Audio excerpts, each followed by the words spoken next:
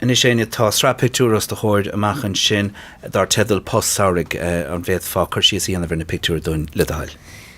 Tá sira an tairí tosathe agus ní léonúd le genú ag crothúir agus dara, feictar dóibh goil sin ladránach. Taispantar an péra acu ag cuairdeach postanna saoirí ar Nidirlín sa chéad Victor. Tá siad ag sú le roinnt airgid a dhéanamh le haigh éadaí, sira agus coláiste. Sa dara Victor, tá postanna saoirí aimsithe ag crothúir agus dara in óstan i maileach clia.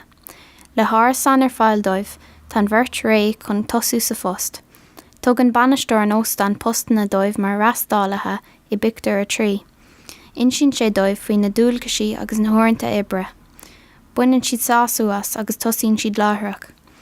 Ibríonn buacail amháin taobh hiard an bhar agus an buacail eile bíonn sé freastal ar chostamairí sa bhíolan, mar a ectar i bictear a chathair. Buineann na buacalaí fíor hainniú as a gud bostanna. Ag 10 lúnasa críochnaí na buacalaí san óstan.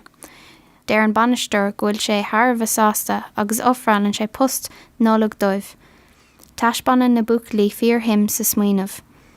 Nuair haon na buacalaí abhaile bíonn na dismóirí an-bhródú lasú, rud a léirítear i bictirí sé agus a seacht.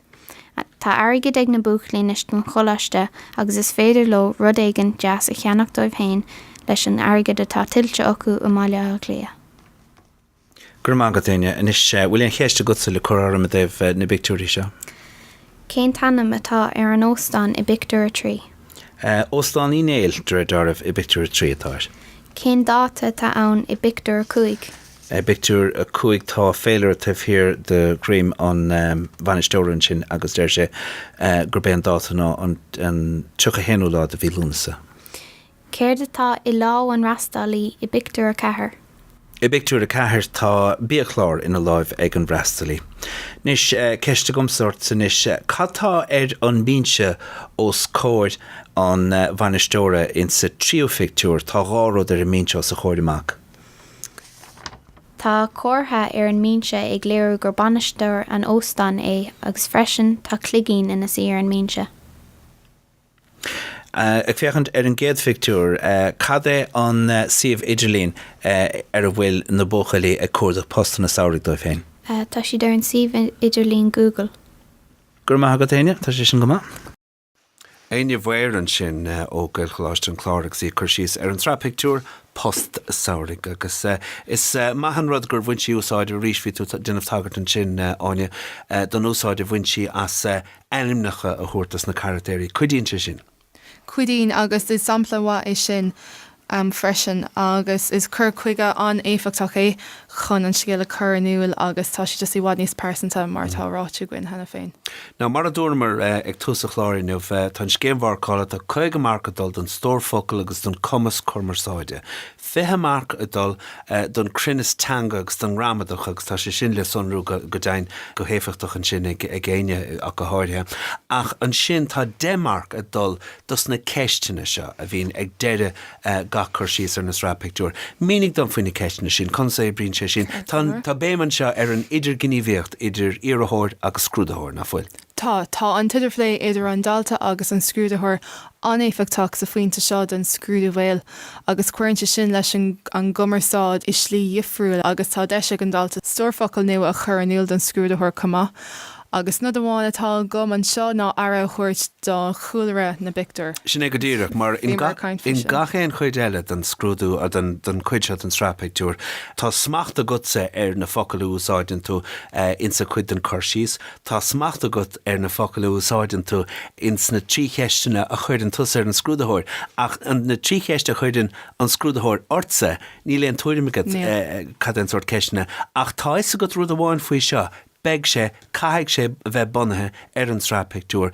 Ní léon chead ag an scrúdúthóir ceiste chorát ná fuil buinte ge leis an srá pictiúr, tá sé sin fear na fuil. Tá sin fear na ceadar be. So má tá rudar be le feiscint insa fictiúr sa chóra nó in éon chuid an pictiúr ba ceart gomach an téirméocht arólas go ba ceart gomach is go cad an tainimetá an rud sin.